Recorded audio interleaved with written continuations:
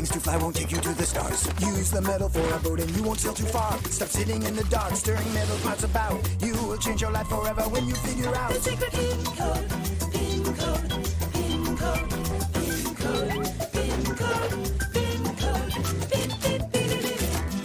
Science can be tricky, it can overheat your brain. Science can be hard to chew, each bite can be a pain. Stop sitting in the dark, stirring metal pots about. You will change your life forever when you figure out the secret pin code, pin code, pin code, pin code, pin code, pin code, pin, pin, pin, pin. The secret pin code, pin code, pin code, pin code, pin code, pin code, pin, pin, pin, pin. On a previous occasion, Pin got for real sicky poo because he skipped his mandatory flu vaccination, which sent Olga on a coffee-fueled rant from which no one was safe. Meanwhile, Daco gave Krash and Chico just enough information about the fight going on inside Pin against the invading viruses to give Krash a massively reckless idea. He and Chico would borrow the smallerizer pod, shrink themselves down, find a way inside Pin's body, and help fight in the battle against Pin's illness.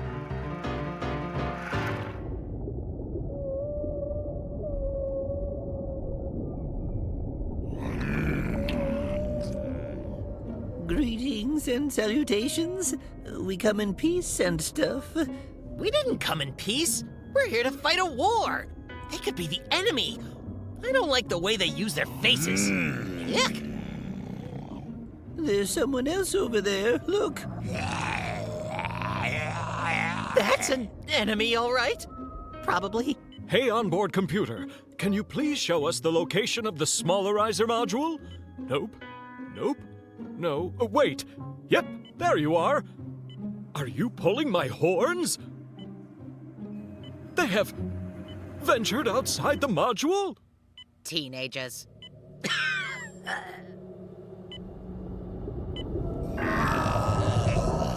Chico, it doesn't really look like anybody's fighting here. Maybe Pin is already better? Holy carrots on a cracker! We're just friendly visitors! Pig! What the hyper hop is that? That's a virus! Daco? Just stay as far away as possible from it, lads. We have connected to the body cam on your pressure suit so we can see where you are, which at this moment is in grave danger. We're fine, chill out. Just tell me, if that guy is a virus, does that mean that those are the good guys? Hey there. Daco, what are these freaky things those good guys just threw to me and Chico? They look like ice cube slingshots. Those things that you're calling good guys for some reason have got a perfectly fine name. They're called lymphocytes, and those things are the weapons lymphocytes use to fight off viruses. Weapons, huh? All right. Yeah! Just point me to the nearest bad guy. Where are they? Put those things down unless you want to be eaten. I'm dead serious. What do you mean, eaten? Just look at the virus. That!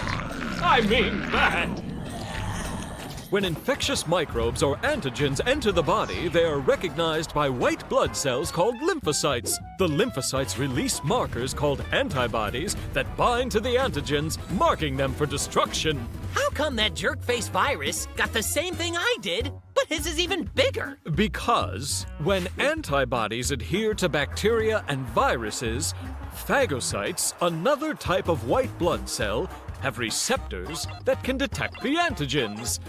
Then the phagocytes devour the antigens, helping the body to fight the infection and get well. But we're the good guys. Hey, Spike Blob! Fetch! Chico, this is our chance!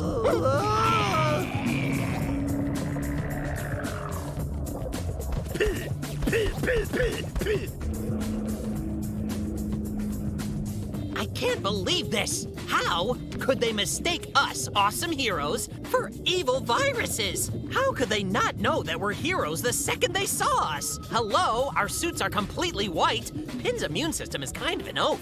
Oh, it's not a matter of good and bad. It's just because you come from outside of him. Good or bad, you're an invader. It's not personal. Look out!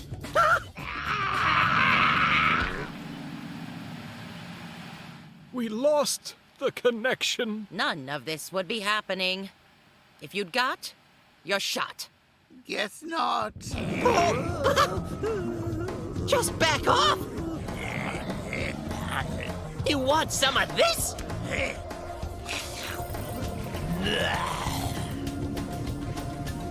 Do you remember where we parked the smallerizer? 'Cause I think we're lost. We've got to get them out of there somehow. Hey, onboard computer. Her name's Midge.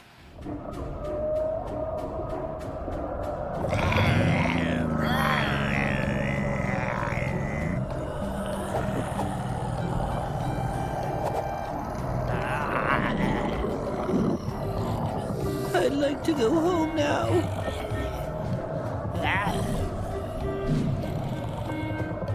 Chico, look!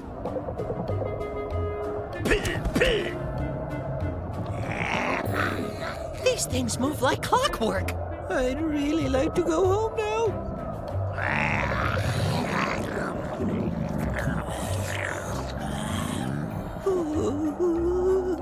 Chico, don't even breathe.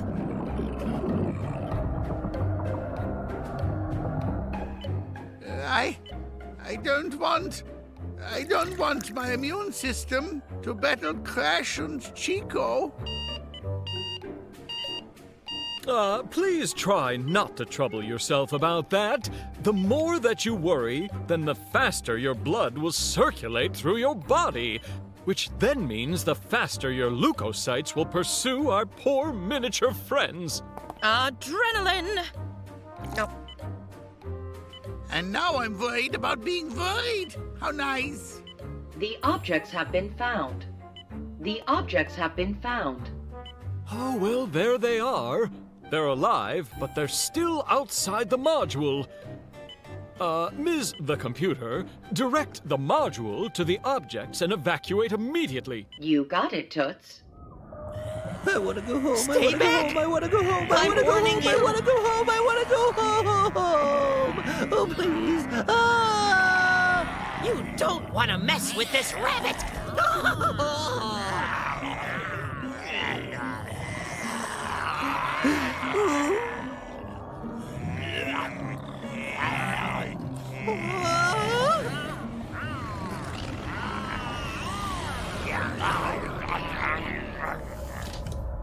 Objects are back aboard the pod. Starting evacuation.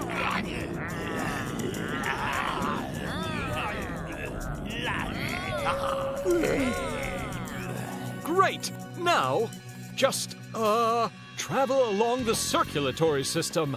It should have the lowest number of leukocytes. As you wish. What has the highest number? The highest numbers are found in the lymph nodes, the bone marrow, and the spleen. Yo, viruses, the spleen was just talking smack about your moms.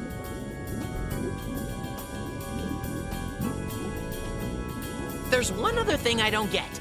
If these, leukocyte doohickeys are so awesome at fighting off viruses, what do we need vaccinations and medicine for? Well, there's a problem. Viruses are changing and mutating all the time. As lymphocytes need time to find antibodies that will effectively adhere to the new mutations of the viruses, while lymphocytes experiment and adjust, viruses have time to multiply and keep making us ill. Doctors will often prescribe medicines that can assist our lymphocytes. We may also drink hot beverages in order to help increase circulation and move the lymphocytes more quickly throughout our bodies. But if a vaccine is available, that's the best solution. Vaccines are made of dead or weakened antigens. They can't cause infection, but the immune system still produces antibodies to fight them. Then if an active antigen of that kind enters the body, the immune system remembers it and can fight it immediately and effectively. The smallerizer shrink battery will be completely depleted in 2 minutes. Yay, more mortal danger. Move your tushies right now! Sure thing, boss. Ah! Red alert!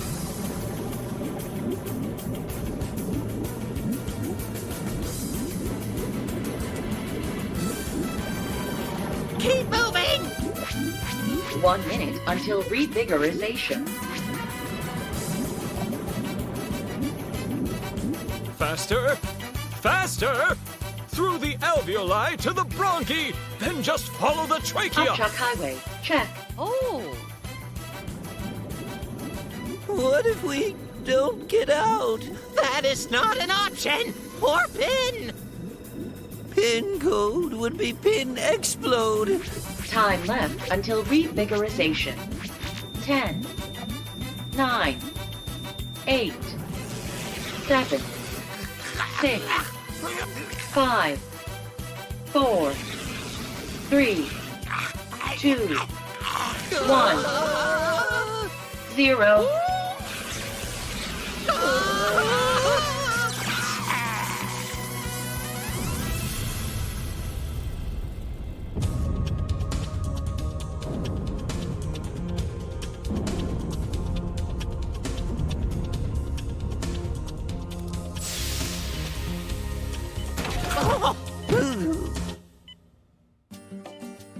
Next came 2 huge viruses. I gave the first one that, and the second one that. What? That's how it went down. Anyway, my heroic deeds aside, all that matters is that Pin got better. Right, Chico? In 1908, Russian scientist Ilya Mechnikov and German scientist Paul Ehrlich were jointly awarded the Nobel Prize in Medicine for their work on immunity. Ilya Mechnikov is famous as the father of natural immunity, and for the recipe of Mechnikov's sour milk, a probiotic. More than 100 years later, we continue to study the ongoing battle between our immune systems and the antigens that invade them. And new discoveries continue to be made. In fact, in 2011, American scientist Bruce A. Beutler, Canadian scientist Ralph M. Steinman, and French scientist Jules A. Hoffman received the Nobel Prize for discoveries in innate immunology and adaptive immunity.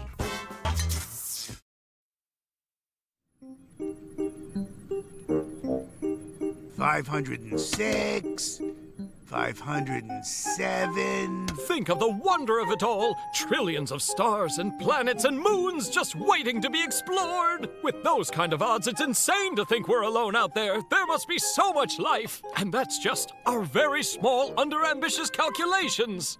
Can't you just hear the possibilities? Not really. All I hear is a yakking moose and 8. You're not taking this 9, seriously! 10, 11. Have it your way. 512. I can see you're pursuing something much more scientific. Well, fine. I guess the universe can just wait. Actually, dominoes are also a way of studying life. Sure. And I bet Einstein just played hopscotch all day. No, really. Take a look.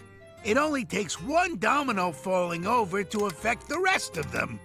That's how life works. Everything is connected, kind of like a big web. And big things, too. Every action has consequence. A litterbug's banana peel could mean a painful slip for someone else. A little sneeze could spread a big disease. Ouch. Actions can set off chain reactions. Things spiral from there. It's the domino effect. Your theory only affects simpler organisms who aren't in control of their fate. But we have more power. We alone control our futures. An absurd theory. Plus, you forgot I don't even eat bananas. I will say, at least you've tried to justify this silly game. Calm your antlers and let me enjoy something. I'm trying to beat my old record here. Maybe you could find a hobby that doesn't take up the whole floor. Oh, look, how about a garden? Or better yet, one potted plant. Wait, no, stop!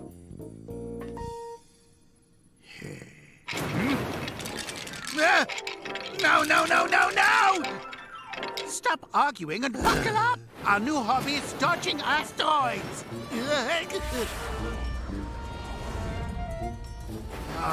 And I was just a few away from beating my record. You losing your own record is your own fault. If you had just asked Pin, you would have probably known we'd be traveling through an asteroid belt. That domino theory of yours is debunked. Really, fate is only up to us. You losing your new record is just due to bad luck.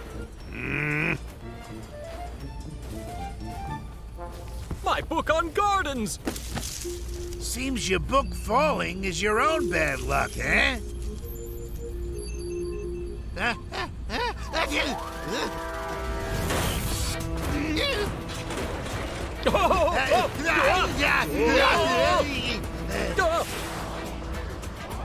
Impact imminent. Prepare for immediate and painful landing. Ow! I think I sprained my ulnar! Don't be crass, Pin. You have arrived at your destination.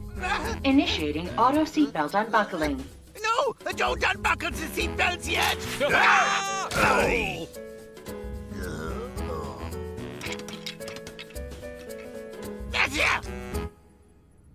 Well, seems we're in a bit of a pickle, boys. And by pickle, I mean crater on an asteroid. Splendid. My favorite place. Where's Daco? You crazy? Come back. I'm not going on a wild moose chase. Phenomenal stuff.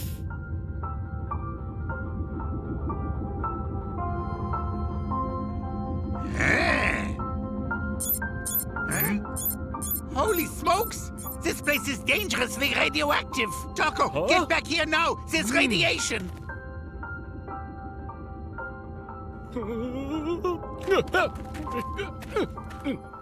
After scanning our location, I found extremely high levels of radioactive uranium here. So whoever lived on this planet before had terrible waste management. Or there's just uranium. Can the radiation reach us on board? We're fine. We have a shield. It just takes up a lot of power from the mainframe. If I may interject, while you two wax on the dangers of radioactivity, I'll be outside exploring the ruins of an amazing asteroid society. Did you lose your mind in the crash? The uranium is the reason they're ruins. You want to join them? Because that's what'll happen. Then you and Pin stay behind and figure out how to get us out of here. If it makes you feel any better, I'll wear an extra suit, or 3. No can do. Without radiation protection, 3 suits are just as useless as 1. You win! No. I'll go explore the ruins, and I'll do it without any kind of protection. I sacrifice myself in the name of science. This is for the study of interstellar anthropology. Don't you get it? And it's so close! A chance like this only comes once! Oh, just 1 minute's all I ask! Come on, you guys! Well, we have a day. That's how long our power will last. We'll just make it work. Somehow we've got to get outside the ship and analyze how to get out of here. I'm pretty sure that's the bigger problem. Fix the ship. I don't hear Daco.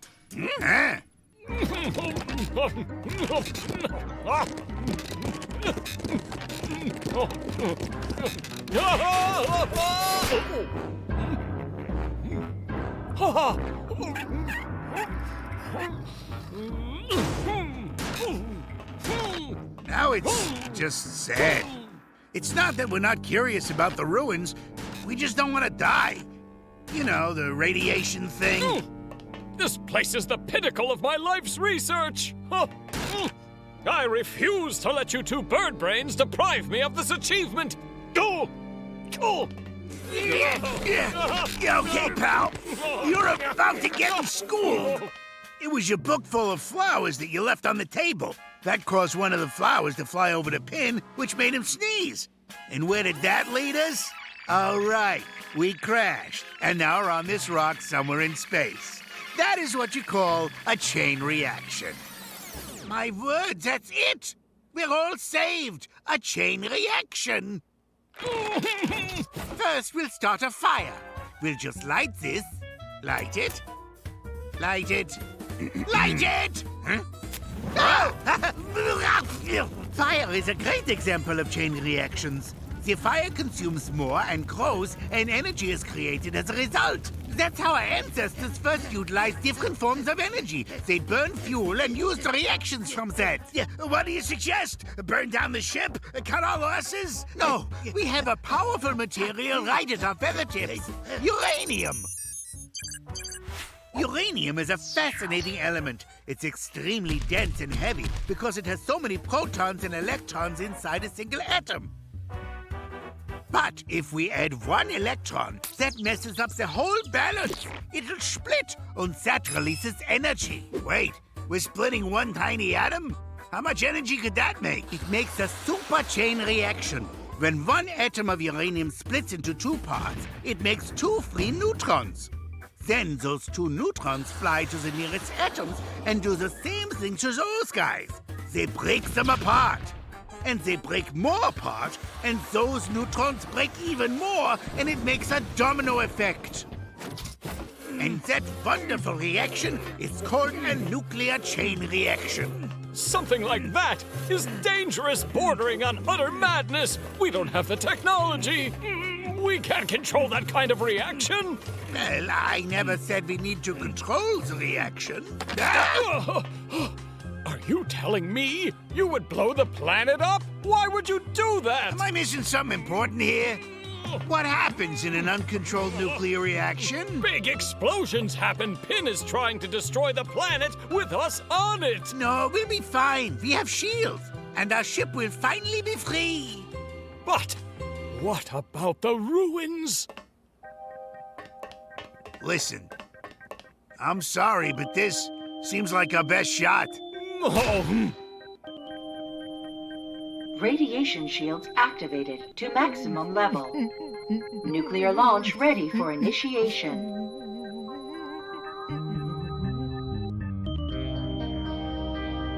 Activating Code Penguin. Nuclear launch sequence.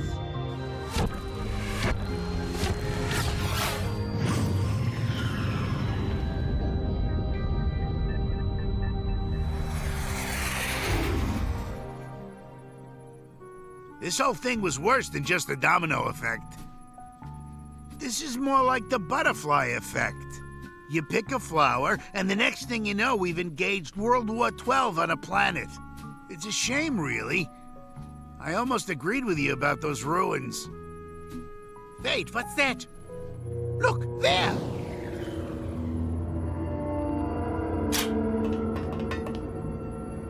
Oh, we just made a wormhole.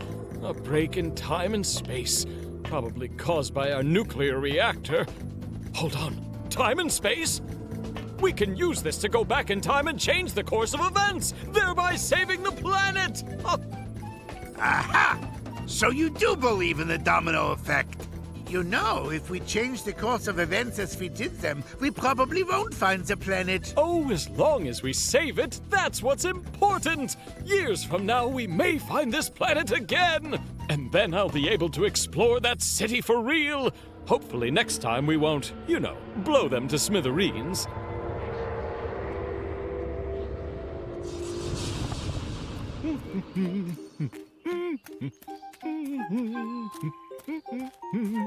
Ah, aren't you a fine floral specimen? I believe I'll start to dry flowers in my gardening book. Huh? Oh! Huh? Oh.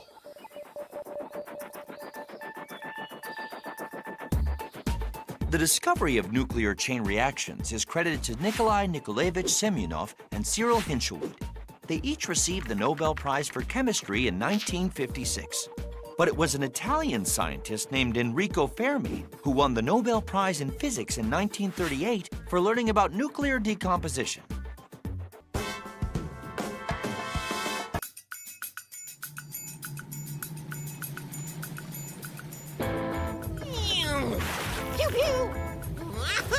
A whole island unexplored! Think of the possibilities! And who knew driving was so fun?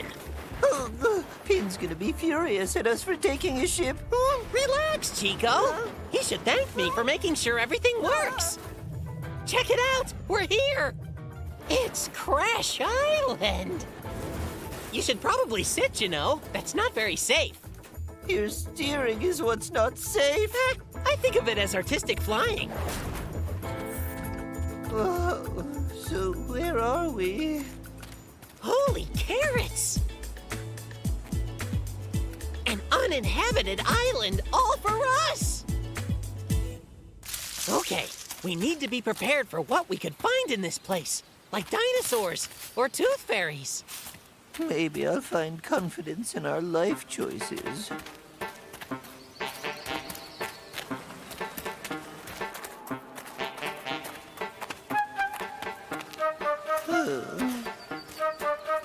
I knew it. We're right back where we started, in a heap of trouble. Not so fast. We only circled the place twice. Those hobgoblins aren't gonna be found by giving up. No way! We gotta catch them by surprise. I'm telling you, there's nothing around here besides us. Can't you hear how quiet it is? So what? Maybe these dinosaurs have secret powers that keep them silent. We couldn't tell. Yes, we could. Everything makes its own sound. Some as loud as you. Whether we speak, clap, or step, everything we do produces a sound. Sound can even pass through barriers. It can easily go through solid, liquid, or gas. How do you know this stuff? Some of us actually listen to Doco's lectures. Sound is made up of waves that travel through the atmosphere or through a different kind of medium. Tiny particles are moved when the action occurs, producing a wave of vibrations. Particles are needed for sound waves to travel, so we can't hear anything in the vacuum of space because there isn't anything for the sound to travel on. Oh, is that what you mean when you say I'm spaced out? I knew there was a scientific reason I couldn't hear you. Since you were elsewhere, I'll fill you in. Doco also explained that sounds can have different pitches on a scale, high or low. I know that one. Bigger people make bigger noises, and smaller people make smaller ones. No, it's about wave frequency. A high frequency will make a high-pitched sound, and shorter ones sound deeper. Even though we're the same size, our voices are different, and yours is higher. How can you say we're the same height? I'm not counting your ears or your ego. Shh! Hear that? Look there! Get him!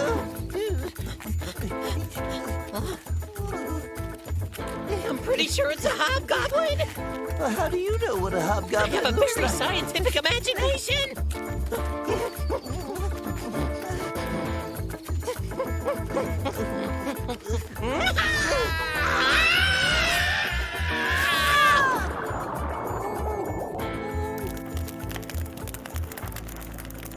Ooh, these are some super cool wall drawings. That one kind of looks like Barry. So neat. Maybe he'll be nice and, let us escape. He saved us after you went and called him a hobgoblin. Please forgive my friend. Don't worry, he's not mad. He just can't understand us.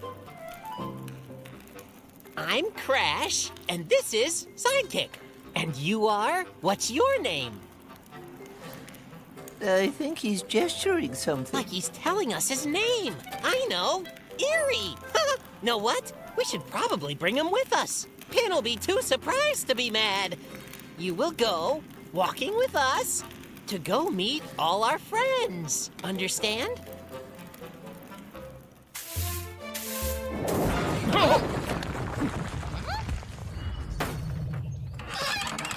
May I present you all, from faraway lands, a hobgoblin. His name is Eerie. But I thought goblins were green. Not that I've ever seen one. Pleased to make your acquaintance. Ooh, where are my manners? Care for a cup of tea? You gotta hear the story of how I found him. We were running and then I got him because I'm so fast. Not how it No, was. here's how it Eerie went. actually You were saved making up us from crazy stories drowning. about how you're taller That's than me, which is irrelevant. clearly And wrong. also, Look at my he ears. stole Look at PinCode. them. It wasn't No, my not idea. true. Hey, wait a sec. That's a computer. It's complicated. It's part of our modern technology.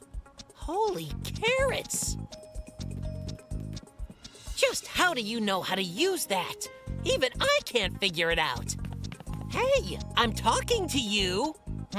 Crash, don't you get it? Eerie doesn't seem to hear us. Yeah, he's doing what I do to Daco. Oh, he's not ignoring you, Crash. He's different. It may be that he's hearing impaired. I don't understand. His ears look like they work okay. Our auditory system, or ears, are far more complicated than they appear. Crash, I think you should listen. There's many parts to an ear, internal and external, and they work together. We can see the outer ear, which is made of the auricle and the ear canal. The auricle catches sound waves and sends them to a section called the eardrum. The eardrum is this little membrane. It processes the incoming sounds and sends them over to the middle ear. In the middle ear, we've got 3 bones to help us out.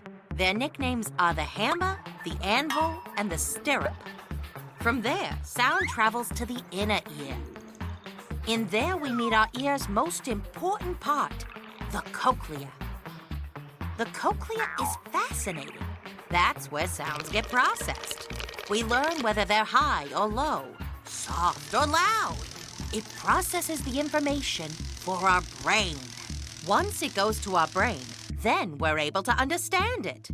Without a working cochlea, our brains can't process sound. It really is a vital organ. Oh well.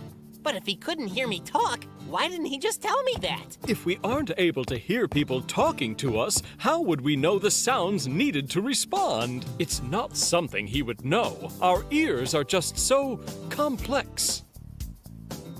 Eerie, how did you end up on the island?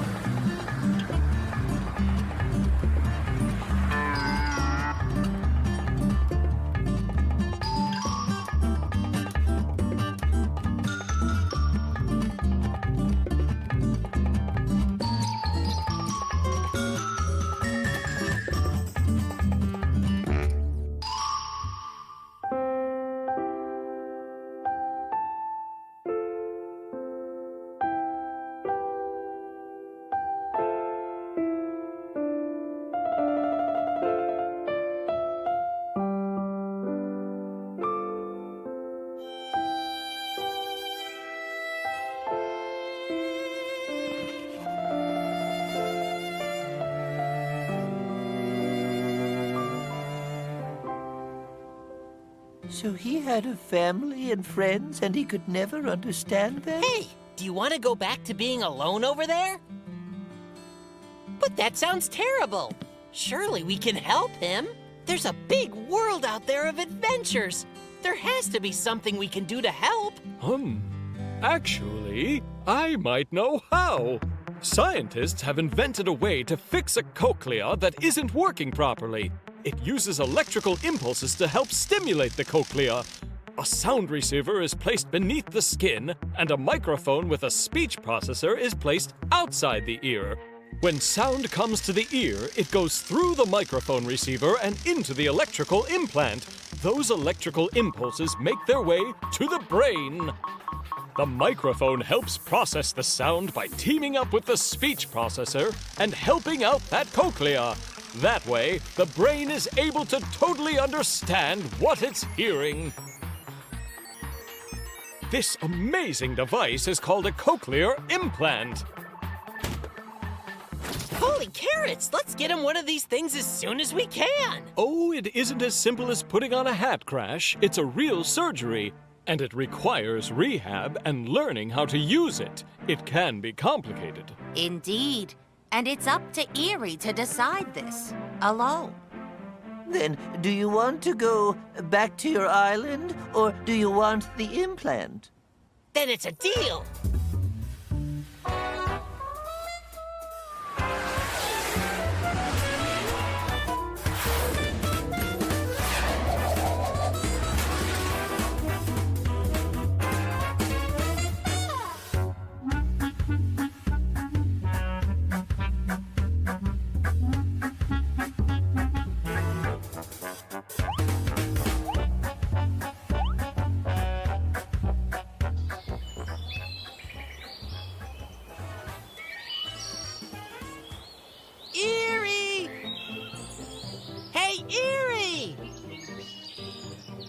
Hey, guys! What you doing? Want to go hear Carlin play the piano? Or hear Wally's poems? Or my personal favorite, listen to nature. That sounds great, but maybe later. Now that I've learned to hear and talk, I want to tell people my story. I can finally tell people about my whole life. I want to hear. Me too. Well, first, I'll start off my tale by telling you the ancient lore of the hobgoblins. Oh my gosh. You mean Krash was right? Kidding.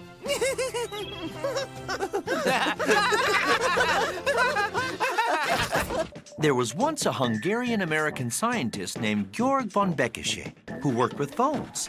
His interest in phones helped fuel his desire to learn about the human ear and how we differentiate high sounds from low sounds. That's how he found out about the cochlea and what it does. He won the Nobel Prize for Medicine in 1961.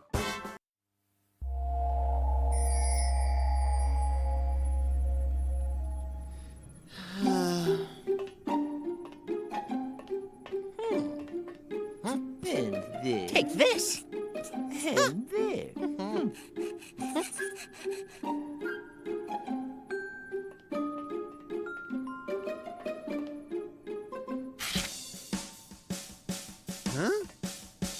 Oh, what's this? Oh, is it that time already? It is! Look, everyone! It's almost the new year! Hey, that's awesome! You know what? We should celebrate! Party! We should throw a big party! Oh, yeah. That's right.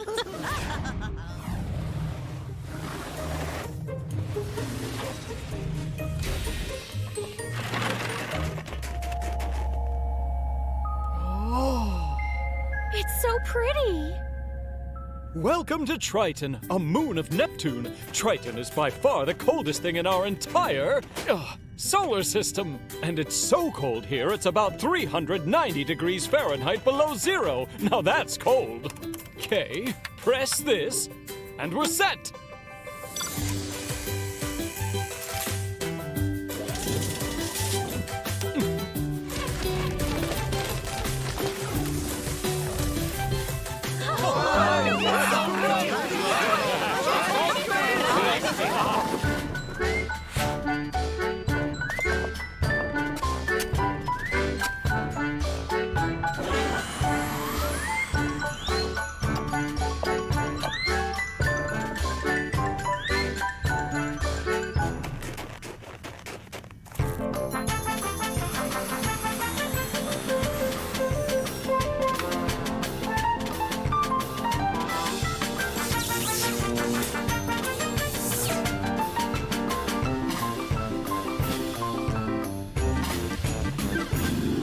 Hey, we're missing someone. Wally, why don't you come celebrate? I don't really feel like it. You guys go ahead. You seem down in the dumps, friend. Let's have a good time. Everything we've discovered in the universe we've analyzed scientifically. It's like there's an explanation for everything. Well, of course there is. That's our job. We've learned so many different things. That's just it. Seems everything can be explained. We're all made of atoms. We're standing on a planet. The universe is expanding. Nothing is mysterious. I've been waiting for something that can't be explained. A miracle. Magic. Wally, the universe has plenty of magic. I think some of it might be right here with us. And his name is Triton Santa Claus. Thank you, Santa. This is wonderful. That's nice, but I was talking about real magic, not just a crow with a beard. It's fine. I need to be alone. Hey, wait. You mean this isn't the real Santa? Of course. That's not Carlin. He has a beard. Ho, ho, ho! I have presents for all the good space explorers. What's in here for dear Olga? Huh? Maybe there is some magic in the universe that Daco just hasn't discovered yet. For once, I should take things into my own hooves.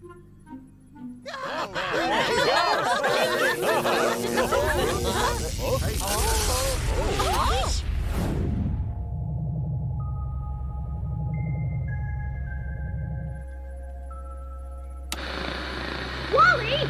You come back right now! The ship was powering our Christmas tree! Now we can't have any lights on! How dare you! Greenwald, where'd you take the ship? We can't have a tree without lights! Wherever I am, it's full of magic, and it's all just so bizarre. I found these crazy life forms. Look, aren't they neat? I know where you've gone, my friend. You're molecular. You've shrunk the ship down to the size of mere molecules. All those life forms you see, those are just the molecules. Molecules? Of course.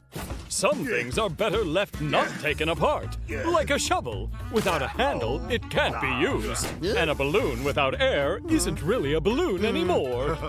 And a Christmas tree without lights means a certain ship we know is about to get sheared! But other things are fine if you divide them into parts, especially if they're the same throughout, like pie or cake. Take water, for example, or tea. Liquids are generally the same throughout, so no matter how much you divide it up, it's still the same delicious tea.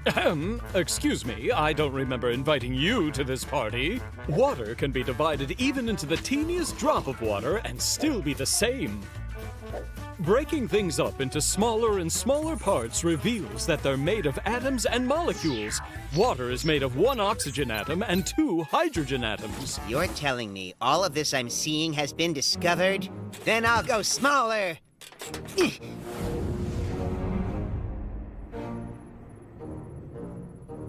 I might have messed up. It seems you are possibly inside of an atom. I'm where? An atom! But there's nothing around here at all. It only seems that way. Let me show you. Like I said, molecules are made of atoms. Atoms link together in chemical bonds to form larger and more complex molecules. Atoms are so small that just 1 drop of water contains 5 sextillion of them. People first hypothesized atoms might exist in ancient Greece. It comes from a word that means undividable, atomos. Careful there, but they got one thing wrong. Atoms actually can be divided. Atoms are structured kind of like our solar system. They center around a nucleus or star, and that takes up most of the weight of the atom or solar system. The nucleus is made of protons and neutrons, and even though it's 100,000 times smaller than the rest of the atom, it takes up 99.9% of its weight. If an atom were the size of a giant building or tower, the nucleus itself wouldn't be any larger than a fly. That may be the reason you can't see anything yet. Atoms have a lot of empty space. Oh, the nucleus! Oh, great. Some miracle this is. Another lecture from Daco about atoms. The problem is, once you look at an atom, it's made up of smaller things, and that is made of smaller things, and so on. Almost. The protons and neutrons are made up of something that scientists call quarks. Quarks are considered the most elementary particle we know of, and, well, that's about it. They're still kind of a mystery. No one's seen one before. So quarks are the end of what we know? You say no one has seen one? Oh, I found my miracle!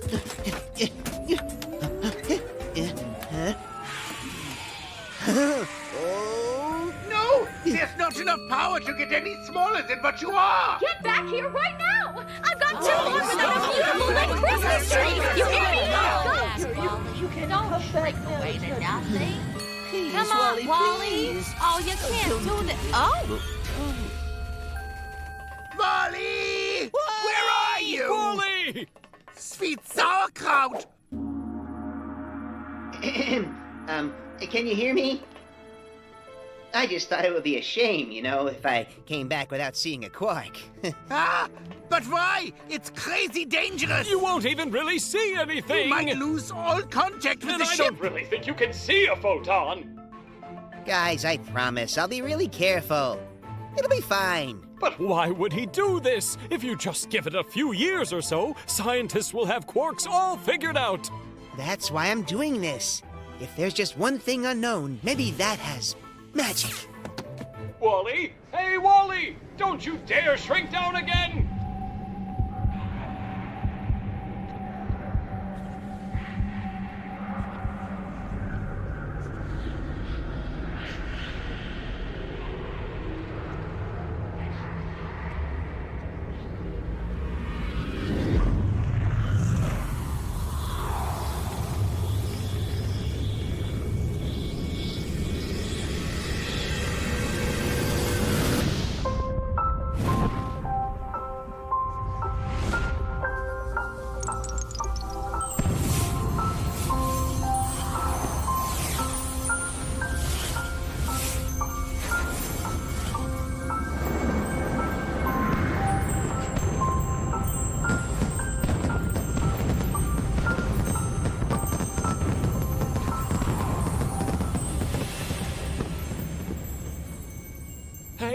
Hello? Do you hear me? Wally? Come in! Wally? Why'd he go and do that? It's okay.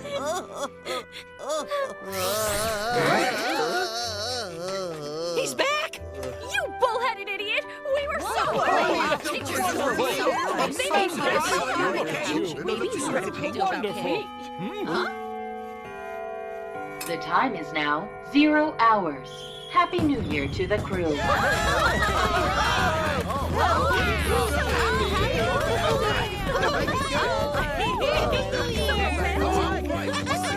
I know you couldn't have seen anything when you were down at Quark size.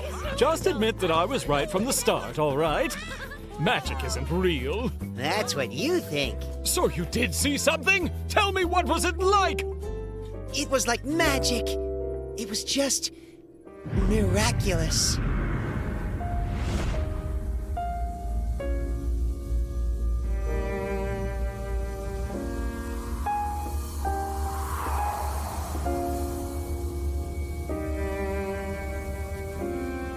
If only I had the words to describe it. But science is not there yet.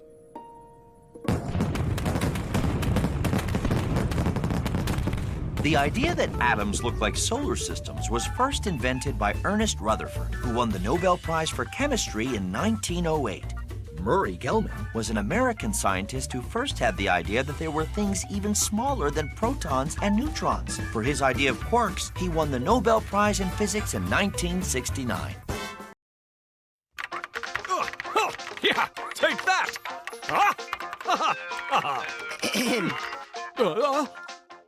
Do you have a second? Oh, well, I do now. What's troubling you, Wally? Something's wrong with me. It seems like I haven't been able to write a poem in so many weeks. All right, let's just see. Nothing wrong with your eyes. Let's just try this. No! Horse feathers. Language. What was that for? Well, it seems to me you're in tip-top shape. Maybe a bit of writer's block? Is that why you hit my knee? Add to the suffering of a struggling poet? Oh, come on, Wally. Don't act so sheepish. Bad joke. The point of that was to test your reflex speed. The world can be a dangerous place. That's why our bodies have a reaction system to keep us on our toes. It's so we stay alert when there's possible danger. This reaction kicks in when we feel pain. Here, try it out. Touch that cactus. Go ahead. Well, that's not a good system. That didn't even defend me. I got hurt. Exactly. You felt pain. When you touch something harmful, an impulse travels through your finger nerves to your spinal cord. This nerve impulse goes incredibly fast, over 200 miles an hour. That's how fast Krash drives. No wonder I felt pain. Once the impulse hits the spine, that sends another type of signal back to the arm muscle, which goes without saying is also crazy fast. It travels back to the arm in order to save it. The hand automatically pulls back from the pain source before the brain even knows what happened. This is called a reflex. They're automatic movements we make to help us avoid danger. They can also be called unconditioned responses, and we learn most of them when we're kids. Lambs. Unconditioned responses help us know when to do things like sneeze to prevent dust in our airways, cover our ears, or jump out of the way when Krash is driving. Even our eyes have these reflexes. When we look at a bright light, our pupils contract. And if something hits the center of your knee, your leg will kick. This is called a patellar reflex. If we ever get sick, our reflexes slow down. That's why we have to check how fast they're working. Your reflexes all appear to be in tip-top working order. Only your writing's broken. Reflexes are amazing science. Don't you think so? No, I don't. Reflexes didn't cure me. I'm a failure. Well, maybe it's something else. Do you feel homesick? Yeah, I do. Home is sitting down to write at night. Hearing crickets chirping in moonlit fields as I compose poetry by candlelight. Can't get that on this darn spaceship. I think I know something that can help.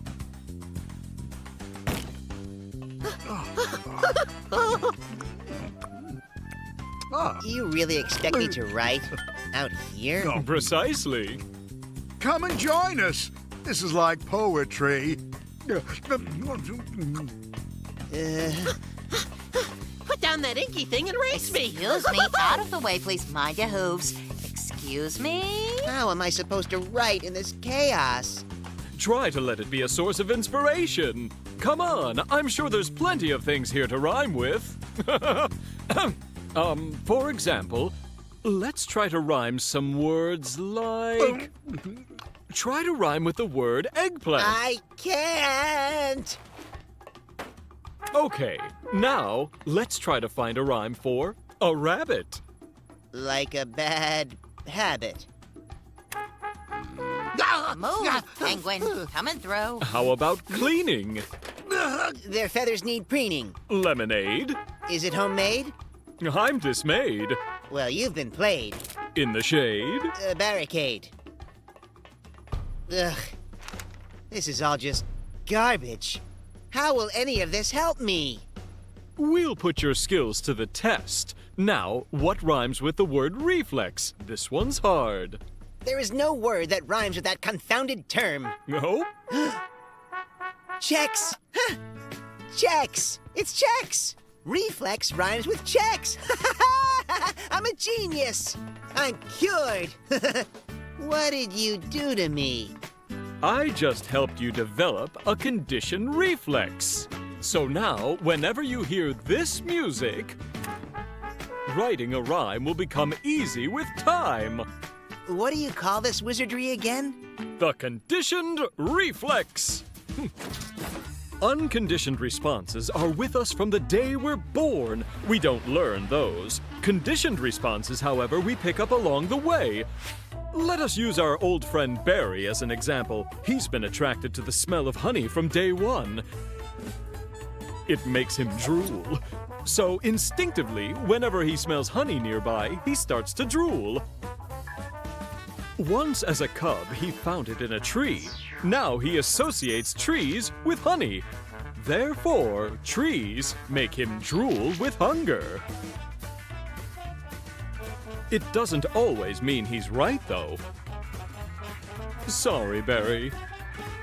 His impulse to look for honey in trees is a conditioned response. But, Daco, I don't even like honey. What does this have to do with writing poems? Candlelight, crickets chirping, the moon, they're just part of your own conditioned response. When you wrote poems with these things around, you started to associate them with writing good poetry. That's why you think you need them to get over your writer's block. The good news is, we can develop an even stronger reflex in you. Now you see what I mean? The music is your new conditioned response. You hear it, you make up rhymes. Let's try it. Ego. Amigo. Daco! Oh, thank you. My writer's block is finally gone. Ah, what light through yonder spaceship window breaks. That's it. Just right. And let it all come freely from my woolly mind. Maybe a sonnet. No, wait. A haiku. Those are easy. I am a poetry master. Ah, it's time to let my genius shine. Let me just turn on my secret weapon. To the max.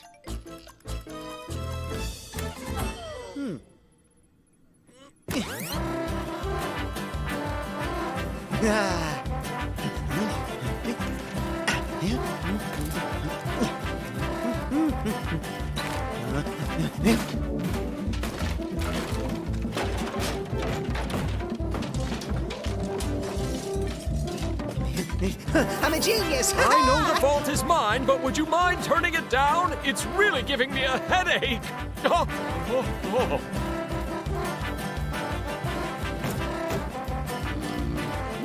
Phenomenal stuff!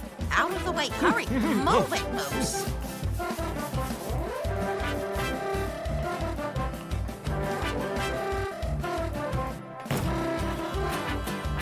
Daco, what have you done to us? It's 'cause I made a fuss? Superfluous. We need to discuss. So incredible! I didn't consider the wider effects. It's not just Wally. Everyone else has become conditioned too, to whatever they were doing at the time. And it's all because of the music, which is worse because it's loud. Turn it off right now! I can't do what you ask of me. For Barry broke the control, you see? I need to try, or I may start to cry, or give up and die. Oh, bye. We interrupt this audio track for an urgent message. We are approaching an asteroid belt. Enact emergency protocol immediately. My lungs are on Enact fire. emergency protocol immediately. Enact What's the emergency ship protocol saying? immediately. Thank you for your attention. Now resuming audio track. No! And the ship can't hear our commands over all this noise! Yeah. Yeah. Yeah. Yeah. Yeah. Out of the way, out of the way, out of the way! Pin, wake up I just now! hear. Oh, as I hear these asteroids, we will not clear. This is hopeless! How do we overcome a conditioned response or... Wally, go steer us!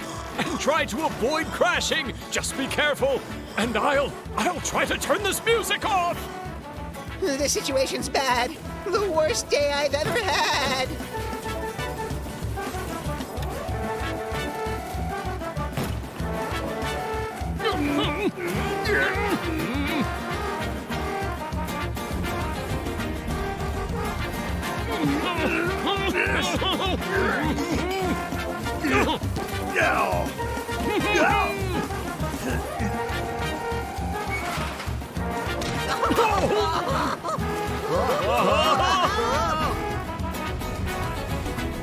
Clean, gotta clean, gotta clean, Stop. gotta clean, gotta Cut it clean, out, gotta Olga. Gotta clean. Stop!